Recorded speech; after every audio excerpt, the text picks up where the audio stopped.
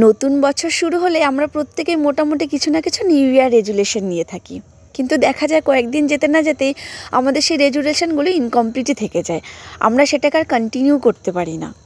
আমাদের নিজেদের মধ্যে যে পরিবর্তনের ইচ্ছেগুলো থাকে সেগুলো আমাদের ইনকমপ্লিটই থেকে যায়, তাই না?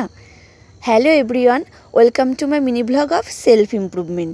অ্যাকচুয়ালি কী বলো তো, নিউ ইয়ারে কোনো রেজুলেশন নিলে চলবে না। নিউ ইয়ার থেকে নিজেকে একটা ডিসিপ্লিনে আনতে হবে। তুমি যখন নিজেকে একটা ডিসিপ্লিনে আনতে পারবে তবেই কিন্তু তুমি জীবনে সাকসেসফুল হতে পারবে। এখন সাকসেস বলতে আমরা যেটা বুঝি একটা ভালো জব করব, অনেক টাকা পয়সা ইনকাম করব, ভালো বাড়ি করব, সেটা কিন্তু একদম নয়। আর সাকসেস কিন্তু অত চট করেও আসে না। যে কোনো সাকসেস আনতে হলে জীবনে খুব ছোট ছোট স্টেপ বাই স্টেপ এগোতে হয়, খুব ছোট ছোট পরিবর্তনগুলো নিজের মধ্যে আনতে হয়।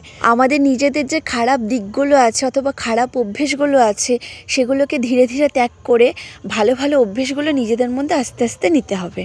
তুমি একদিনে অথবা এক সপ্তাহে অথবা এক মাসের মধ্যে নিজের মধ্যে বিশাল কিছু পরিবর্তন করে ফেলবে, দুম করে ভালো কিছু করে ফেলবে, সেটা কিন্তু একদমই নয়।